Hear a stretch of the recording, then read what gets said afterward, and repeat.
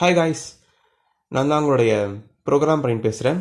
இன்றைக்கி நம்ம two while ரொம்ப ரொம்ப ஒரு சிம்பிளான டாபிக். ஏன்னு ரீசன் அப்படின்னா, நம்ம ஆல்ரெடி ரெண்டு லூப் பார்த்துட்டோம். அதில் நிறைய பேருக்கு நல்லா பார்த்துட்டு இருக்கீங்க. எல்லாரும் வீடியோ ரொம்ப ரொம்ப ஹாப்பி. நிறைய பேர் நிதானமாக பார்க்குறீங்க, அதான் ரொம்ப பிடிச்சிருக்கு. பார்த்து டவுட் கேட்குறீங்க, அதுலேருந்து அதுவும் பிடிச்சிருக்கு எனக்கு டவுட் கேட்குறது. ஏன்னா டவுட் கேட்கும்போது தான் நான் நிறையா கற்றுப்பேன் அதுலேருந்து. அப்புறம் நீங்கள் நிறையா கற்றுப்பீங்க. ஓ இப்படிலாம் இருக்கா அந்த மாதிரி தான் சொல்லிட்டு தெரியும் அப்போ தான். ஸோ இப்போ அந்த மாதிரி வீடியோ தான் இது. நான் ஆல்ரெடி சொல்லிக் கொடுத்த டாஸ்க்கே நம்ம டூவேல பண்ணலாம், ஆனால் அது கொஞ்சம் டிஃப்ரெண்ட்டாக பண்ணலாம். ஆல்ரெடி அங்கே சொல்லிக் கொடுத்துட்டோம் இல்லையா, திரும்ப எங்கேயும் சொல்லிக் கொடுத்தா வேஸ்ட்டு சொல்லித்தரது இல்லை. கொஞ்சம் டிஃப்ரெண்ட்டாக பார்க்கலாம் நம்ம. நிறைய பேர் டவுட் கேட்குறீங்க இதுலேருந்து. அப்போ டவுட் உங்களுக்கு இதுலேருந்து கிளியராக வாய்ப்பு இருக்குது. ரைட்டா? ரைட்டு.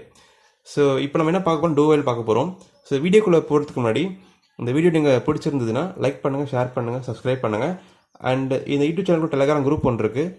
நீங்கள் வேணும்னு கண்டிப்பாக நீங்கள் ஜாயின் பண்ணி டவுட் என்கிட்ட கேட்டு கற்றுக்கலாம். ரைட்டு. இப்போ டூ வைல் லூப் வச்சு பண்ண போகிறோம். என்ன கான்செப்ட் டூ வைல்? ஃபஸ்ட்டு வார்த்தையை புரிஞ்சுக்கலாமா?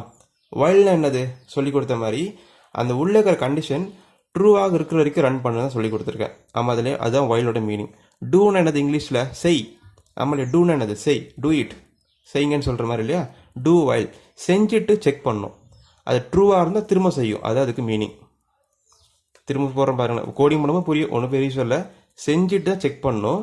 இந்த செக் பண்ணும்போது ட்ரூவாக இருந்தால் திரும்ப திரும்ப செஞ்சுட்டே இருக்கும், ஃபால்ஸ் தான் செய்யாது. இது மட்டும் மைண்டில் வச்சுக்கோங்க. நான் எழுதி காட்டலை, நான் கோடிங் டேட்டா சொல்லும்போது புரியும் உங்களுக்கு.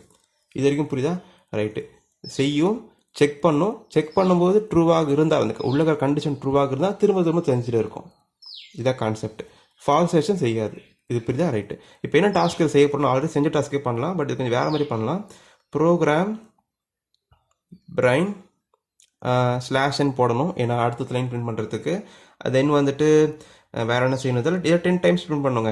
இதுதான் டாஸ்க்கு சொல்லி கொடுத்துட்டேன் இல்லையா? இப்போ நம்ம இது கொஞ்சம் செய்யலாமா வேலையை? ஓகே. இப்போது இன்ட் மெயின் ஓப்பன் பண்ணிட்டேன். அண்ட் இதில் வந்துட்டு ஓப்பன் ப்ராக்கெட் பண்ணிட்டேன். கரெக்டாக? Open bracket. And int A equal to 0 declare பண்ணிட்டேன். டிஃபால்ட் என்னது 0 டிக்ளேர் பண்ணிட்டேன். நம்ம டார்கெட் என்னது, ப்ரோக்ராம் பிரிண்ட் அப்படிங்கிற ஒரு 10 டைம்ஸ் பிரிண்ட் பண்ணணும். அப்போது ஏங்கிற வேல்யூ யூஸ் பண்ணி தான் பிரிண்ட் பண்ணியிருந்தோம் இல்லையா, ஃபார் லூப், வைல் லூப்பில். அதே மாதிரி தான் இங்கே பண்ண போகிறோங்க. டூ யூஸ் பண்ணுறேன். டூவோட சின்டெக்ஸ் தான், டூ வைலுக்கு சின்டெக்ஸ் தான். டூ போடணும், ப்ராக்கெட் போட்டு உள்ளே வந்துட்டு பிரிண்டஃப். இதில் நான் கேப்ஸில் எழுதியிருக்கேன், கேப்ஸில் எழுதக்கூடாது. நான் எழுதிட்டேன், வந்துருச்சு. எழுதும்போது நீங்கள் பண்ணும்போது லோ கேஸ்பி தான் போடணும். ஓகே, இந்த மாதிரி இருக்கும். பி இந்த மாதிரி போடணும் நீங்கள். பி நான் எழுதும்போது தெரியும், கேபிட்டல் எழுதிட்டு நீங்கள் பண்ணாதீங்க. ஓகே. பிரிண்டஃப் ப்ரோக்ராம்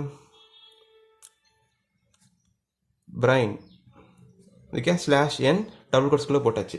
கதை புரியுதா? ஒரு இன்ட் ஏக்குள்ள 0 இருக்குது, டூவேலுக்குள்ளே ப்ராக்கெட் ஓப்பன் பண்ணிட்டேன், பிரிண்டஃப்குள்ளே வேலை இருக்குது, பண்ணியாச்சு. இப்போ அடுத்த ஸ்டெப் என்னது, அங்கே பண்ண மாதிரி தான். ஏ ப்ளஸ் ப்ளஸ் பண்ணுறேங்க, க்ளோஸ் ப்ராக்கெட்டு, க்ளோஸ் ப்ராக்கெட். இதோட க்ளோஸ் ப்ராக்கெட் முடிச்சிட்டேன். பட் இன்னும் கோடிங் நிறைய இருக்குது. இப்போ இந்த க்ளோஸ் பண்ண வேண்டாம், இன்னும் கோடிங் கொஞ்சம் நிறைய மெத்தட்ஸ் சொல்லி தர போகிறேன். அதனால் இப்படி இருக்கட்டும். இங்கே ஒரு லைன் வரப்போகுது. இப்போது அந்த ஒரு லைன் மீனிங் எழுதுறேன் பாருங்களேன். இந்த லைன் ஆல்ரெடி நீங்கள் பார்த்துருப்பீங்க. இதில் சும்மா எழுதுகிறேன். ஏ லெஸ்ஸர் தென் 10, அவ்வளோதாங்க. கோடிங் முடிச்சிட்டேங்க. இந்த உங்கள் ப்ராக்கெட் இங்கே போட்டுக்கலாம், க்ளோஸ் ப்ராக்கெட். டூவெல் ப்ராக்கெட் இங்கே இருக்குது. இன்டிமேட் ப்ராக்கெட் வந்து கொஞ்சம் கீழே போட்டுக்கிறேன், ஏன்னா கொஞ்சம் எழுத வேண்டியது இருக்குது, நிறைய விஷயங்கள் நல்லா விட்டு வச்சுக்கிறேன். வைல் ஏ லெஸ் தென் 10, இதுக்கு மீனிங் புரியுதுங்களா? இப்போது மீனிங் பார்க்கலாமா? ஏவோட வேல்யூ என்னது, 0. டிஃபால்ட் வேல்யூ 0 எழுதிட்டேன். ஏவோட வேல்யூ என்னது, 0. டூவை ஏவை செக்கே பண்ணலை. செக் பண்ணுறேன் எங்கேயாவது எனக்கு கோடிங்கில் செக் பண்ணல தானே. செக்கே பண்ணாமல் உள்ளே வந்துடுது. வந்துட்டு என்ன பண்ணுதுன்னா, ஒரு டைம் பிரிண்ட்எஃப்பை ப்ரோக்ராம் பிரைன் அப்படின்னு பிரிண்ட் பண்ணுது. அடுத்து என்ன நடக்குது, ஏ ப்ளஸ் ப்ளஸ். இந்த இடத்துல என்ன பண்ணுது, ஏ ப்ளஸ் ப்ளஸ் 0. டிஃபால்ட் என்ன 0ன்னு இருக்குது, அப்போ இங்கே 1 ஆகும். கரெக்டாக? இப்போ இந்த 1 எடுத்துகிட்டு இப்போ எங்கே பண்ணுது அப்படின்னா, கீழே இருக்கிற வயலில் போயிட்டு செக் பண்ணுது. ஆல்ரெடி சொல்லி கொடுத்தோம் இல்லையா, 1 ஏல இருக்கு அப்படின்னா ஏல இருக்கிற வேல்யூ வச்சு 10 கம்பேர் பண்ணுது. அது 10 விட 1 வந்துட்டு சின்னது தானே. அப்போ அதை கண்டிஷன் என்னது அப்படின்னா, இட்ஸ் பிகம் ட்ரூ. சொல்லி கொடுத்துட்டேன். இதை பற்றி தெரியல அப்படின்னா வைல்டு ஃபார்டு பார்த்தா உங்களுக்கு நல்லா புரியும். அது நிறையா சொல்லியிருக்கேன் அதை பற்றி. இது ட்ரூ. இப்போ நான் சொன்னேன் இல்லையா, இந்த டூ செய்யும் வேலையை செஞ்சுட்டு செக் பண்ணும்போது ட்ரூவாக இருந்தால் திரும்ப செய்யும். அப்போ என்ன பண்ணுது அப்படின்னா, 1ல் இருக்குது, 1 செக் பண்ணி வந்துருச்சு. 1 எழுதிருக்கேன், திரும்ப இங்கே டிஃபால்ட் வேல்யூ 1 ஆயிடுச்சு. இப்போ இங்கே பிரிண்ட் ஆகுது. இப்போ அடுத்து பிரிண்ட் பண்ணுறதுனால தான் 2 ஆகுது. அப்போ 2 போய் செக் பண்ணது, அதுவும் பிரிண்ட் ஆகுது. 3 இன்க்ரிமெண்ட் ஆகுது.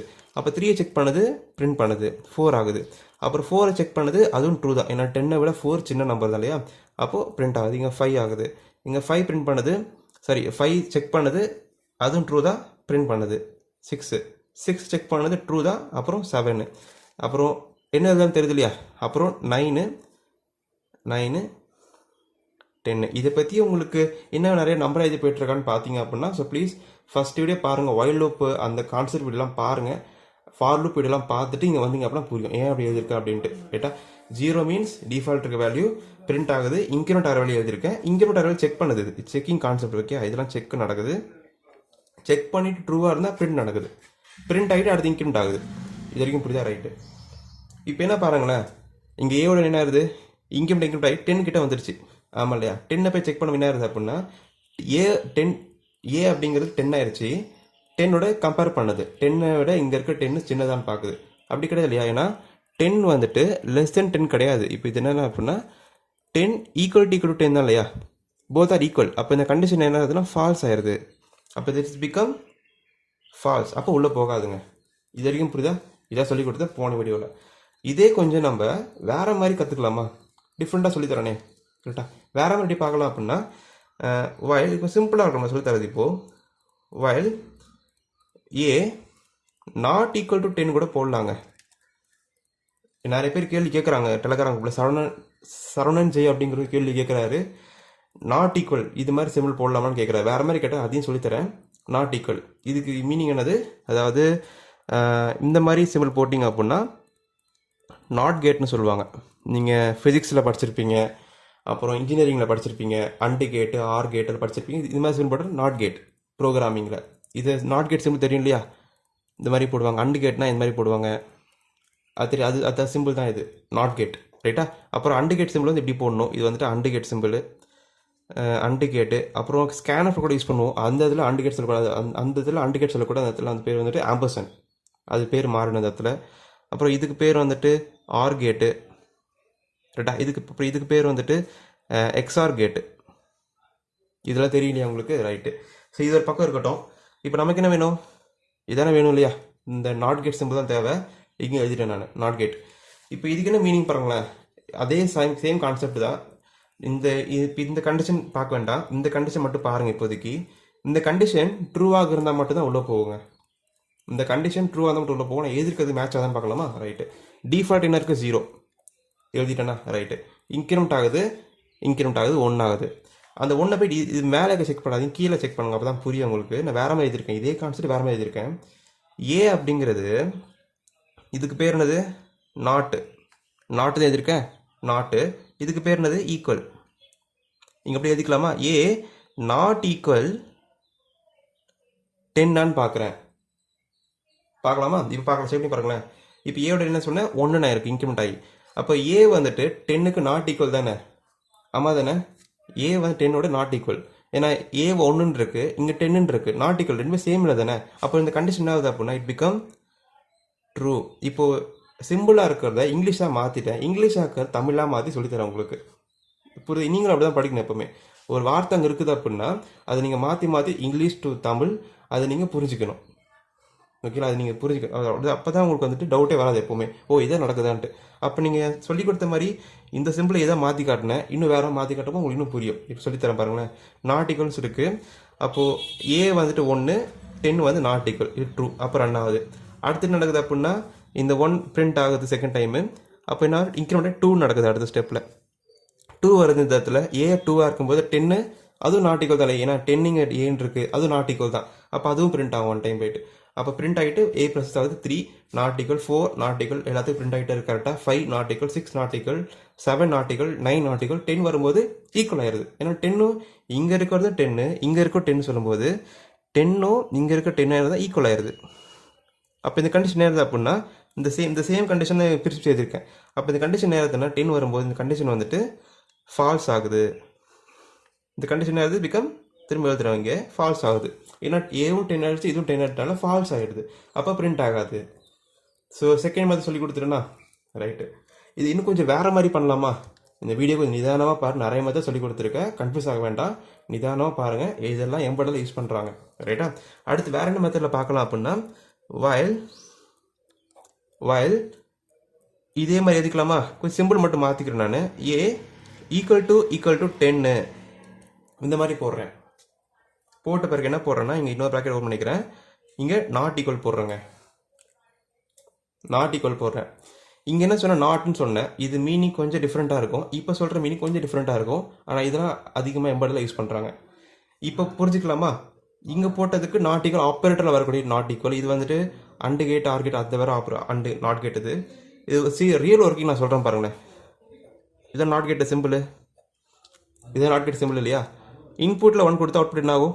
0 ஆகும். நமக்கு தெரியும், நம்ம எலக்ட்ரானிக்ஸில் படிச்சிருப்போம். ரைட்டு. 0 கொடுத்தா இங்கே 1 ஆகும். இதெல்லாம் தெரியும் இல்லையா?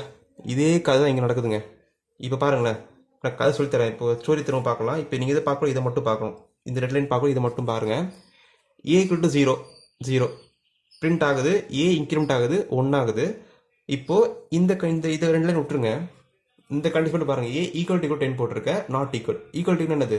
சேமாக இருக்கான்னு செக் பண்ணுறேன். இப்போது ஏக்கு 10 ஈக்குவலா? அப்படியா? இல்லை, ஏன்னா ஏ வந்துட்டு 1 தானே இருக்குது. அப்போ 1 ஈக்குவல் டு 10 இது என்னது? இப்போ ஃபால்ஸ் ஆகுது. கண்டிஷன் வந்து என்னது? ஃபால்ஸ் ஆகுது. ஆனால் என்ன போட்டிருக்கேன்? நாட் கேட் போட்டிருக்கேன். ஃபால்ஸ் மீன்ஸ் என்னதுன்னா, ஃபால்ஸ்னா 0ன்னு சொல்லுவாங்க. உங்களுக்கு தெரிஞ்சில்லையா? உங்களுக்கு சி ப்ரோக்ராம் வந்துட்டு என்ன இங்கே இடமே இல்லை எழுதுறேன். ஃபால்ஸ் அப்படிங்க 0ன்னு சொல்லுவாங்க. ட்ரூ அப்படிங்கிறது என்ன சொல்லுவாங்க? 1ன்னு சொல்லுவாங்க பைனரியில். நீங்கள் சும்மா ஃபால்ஸ்னு சொல்லிடலாம். ஆனால் அந்த இடத்துல ஃபால்ஸ்ன்ற என்ன மீனிங் அப்படின்னா 0ன்னு சொல்லுவாங்க. ட்ரூனா 1ன்னு சொல்லுவாங்க. இப்போ இந்த இடத்துல ஃபால்ஸ் என்ன ஆகுது? 0 ஆயிருதா? அப்போ என்ன போட்டிருக்கேன்? Not gate. 0 என்ன ஆகும்? 1 ஆகும்.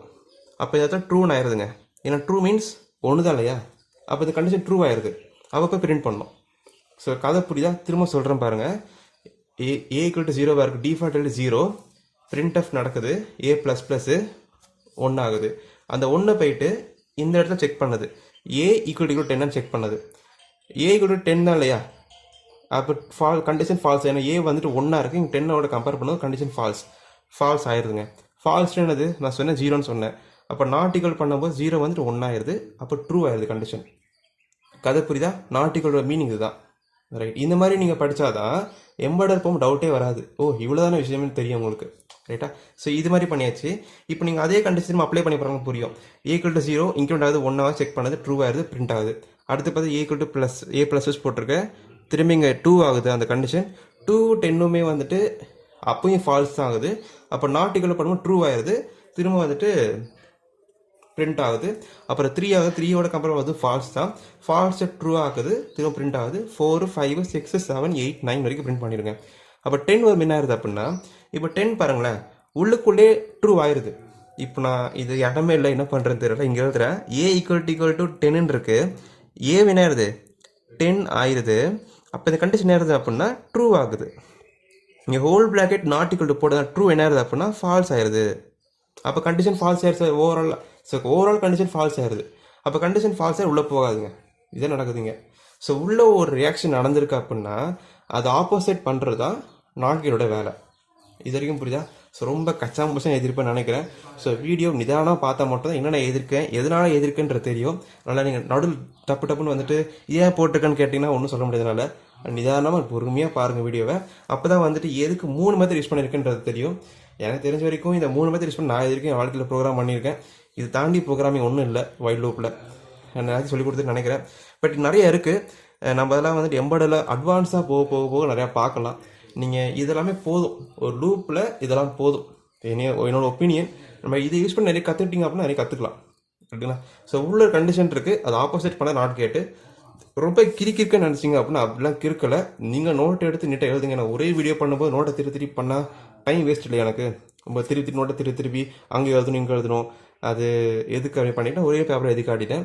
ஸோ ரொம்ப கிறுக்குன்னு நினச்சிக்க வேண்டாம். நீங்கள் நிதானமாக எடுத்து பேப்பரை எடுத்து படிங்க. You will understand. அண்ட் இவ்வளோ தான் கான்செப்ட். நம்ம லூப்பை வந்துட்டு வி கம்ப்ளீட் அ லூப். நமக்கு வேறு எதாவது புரியலை, இந்த தேவைப்படுது அப்படின்னா கண்டிப்பாக வீடியோ ஆட் பண்ணுவேன். இது ஒன்றும் முடியலை, இது சும்மா ஆரம்பம் தான். நம்ம டூவெல் டவுட் இருக்குது, வேறு எக்ஸ்ட்ரா டாஸ்க் எதாவது பண்ண நினச்சிங்கன்னா கண்டிப்பாக நான் ஆட் பண்ணுவேன். இதே வீடியோ கண்டிப்பாக ஆட் பண்ணுவேன், நீங்கள் அதையும் பார்த்துக்கலாம். ஸோ இப்போ இதே டாஸ்க்கை வந்து 3 வகை டாஸ்க்கு நம்ம வந்துட்டு லேப்டாப்பில் செஞ்சு பார்க்கலாம். அப்போ இன்னும் புரியும். ஸோ அடுத்த வீடியோவில் நான் ஃபங்க்ஷன் ஸ்டார்ட் பண்ணலான்னு இருக்கேன். ஃபங்க்ஷன்ஸ் அது ரொம்ப முக்கியமான டாபிக் எம்பர்டர் இருக்குது. அதை பற்றி நிறைய டாஸ்க் நான் சொல்லித்தரேன், முக்கியமான வேல்யூ நம்ம அதை பார்க்கலாம். ஸோ இதான் இப்போ லேப்டாப்பில் ஃபஸ்ட் நம்ம பார்த்துட்டு வீடியோ முடிச்சுக்கலாம். Okay, let start. Okay guys, இப்போ நான் சொல்லிக் கொடுத்த மாதிரியே சிம்பிளான மெத்தட் பண்ணியிருக்கேன் தெரியுதா. ஃபஸ்ட் ஸ்டெப்பு ரெண்டு ப்ராக்கெட் போட்டிருக்கேன், ஒரு ப்ராக்கெட் போட்டாலே போகுது இந்த கண்டிஷனுக்கு. ஏ வந்து 10 hours வரைக்கும் ரன் பண்ண சொல்கிறேன். இது கண்டிஷன் புரியுதுலையா? மேலே அது ஆஷினுக்குள்ளே நீங்கள் போட்டு தான் ஆகணும். நான் கோட் பிளாக்கில் ப்ரோக்ராம் பண்ணுறேன். இந்த சாஃப்ட்வேர் இப்படி இன்ஸ்டால் பண்ணுற வீடியோ அதில் போட்டிருப்பேன்.